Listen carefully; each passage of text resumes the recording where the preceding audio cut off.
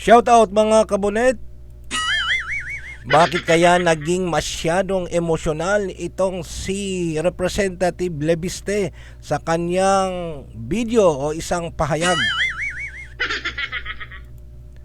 Magandang araw po mga kabonet. Ako po si Kuya Bonete. Sa video na ito, may ipapakita ako maikling video clips at bibigyan natin ng reaksyon, opinion, kung paano ito makakaapekto o impact sa ordinaryong mamamayan tulad natin. Hindi ito paninira kundi pagbibigay linaw para mas maintindihan natin kung ano yung mga pahayag na lumalabas. So, ito po. Paano po kayo mag-react dito? Panoorin niyo muna natin yung short clips. Ito po si Representative Lebiste. Pinili ko itong linya, no? Mag-focus tayo dito sa banda kung bakit siya naging emotional. Ano kaya sa palagay ninyo? At mamaya magbigay din po ako ng pananaw ko. Ilapit si Congressman Garjola kay Sec Vince para makakuha ng kontrata. Anyway, yun po ang backstory. When I was giving the press briefing, may tumawag sa akin. Dito banda. Mataas na opisyal ng DPWH. Mataas na opisyal ng DPWH. On behalf of DPWH. Sec Vince Dizon. At Ayan, ito na. Nagsimula na. ang pinag-usapan sa tereno ay ang budget ng city ko. Pansinin niyo po yung facial expression niyo. Parang Kaya naiiyak. na maapektuhan ang budget ng city ko dahil sa ginagawa ngayon. Pero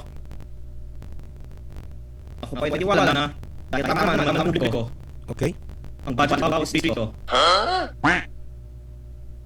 The fact na nagagawa ng sa budget ng distrito sa gitna ng press squad alone is proof na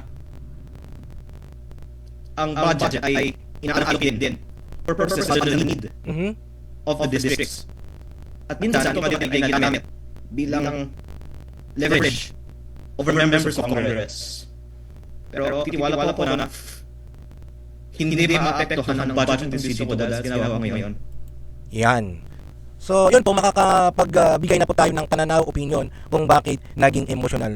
Ano po ang iyong pananaw? Paano po kayo mag-react dyan mga kabunits? Pwede nyo ilagay po dyan sa ating comment box section at maya-maya sa sunod na re-upload ko, babasahin po natin, ipalaplas natin sa screen. So, ako po ay magbibigay ng aking reaction, no? So, physically, nakikita na talagang hindi basta-basta maging emotional ang isang tao kung walang pangamba. So, nakikita ko, ito sa tingin ko, meron siyang, nag-aalala siya sa kanyang distrito. May takot siyang nararamdaman kasi sa kabila ng lahat, based sa kanyang pahayag, ay kung tutuusin natin, kahit sa ordinaryong Pilipino mamamayan, pag may ginawa kang bagay na alam mong tama naman yung pinaglalaban mo, tapos babaliktarin ka pa, hindi maiwasan na maging emotional. Hindi ko sinasabi na tama ang opinion ko, pero ito po sa level ng aking bilang ordinaryong mamamayan, iyon po yung nakikita ko na pananaw ko dito sa kanyang reaction ng linya yon. Kasi wala naman talaga sa intensyon niya, sa tingin ko, na siya ay magiging emotional in front of a camera na maraming manonood. Okay? Ngayon, yun po yung nakikita ko na sa kabila ng kanyang ginagawa ay parang ma-discredit pa siya. Maraming mga iba na kagaya na nangyari. So, nalilito talaga ang mga mamamayan natin. Yung mga nanonood, malaki ang impact. Kasi, meron din yung mga kabilang side na minsan, kinokontra ang kanilang mga sinasabi. Pero kapag tignan natin, sa ebidensya ang magsasabi kung sino talaga ang nagsasabi ng totoo. Bilang ordinaryong mamamayan katulad natin na marami tayong nakukuha na information sa ating paligid. Number 1 po ay dapat maging mapanurit tayo. Huwag agad maghusga sa isang pahayag. Hindi timbangin natin kung saan patungo talaga yung mga masasabi natin totoo ang mga sinasabi nila. Pero kapag nahaluan ito ng politically motivated, talagang labanan yan, nasa atin na ang magiging mapanurit po tayo sa pagbibigay ng konklusyon.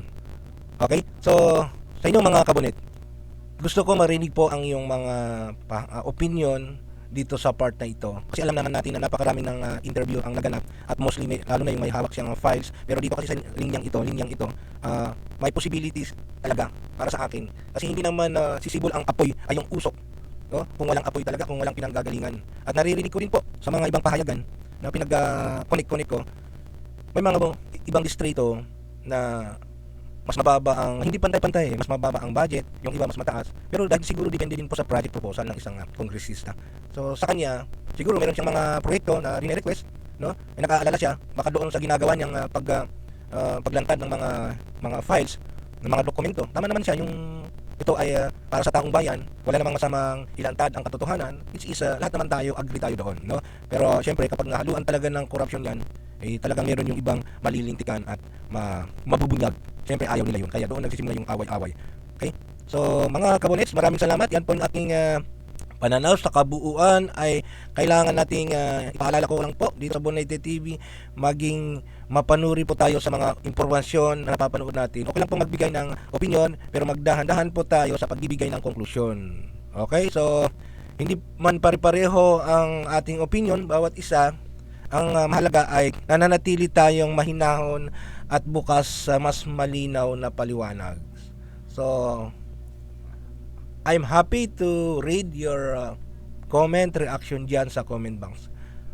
Hanggang sa muli, ito po muli ang iyong Kuya Bonets para dito sa Bonete TV, reaction, opinion, commentary video. See you sa susunod na ating upload. Don't forget to subscribe and click notification bell para updated ka lagi sa mga susunod na reaction video natin.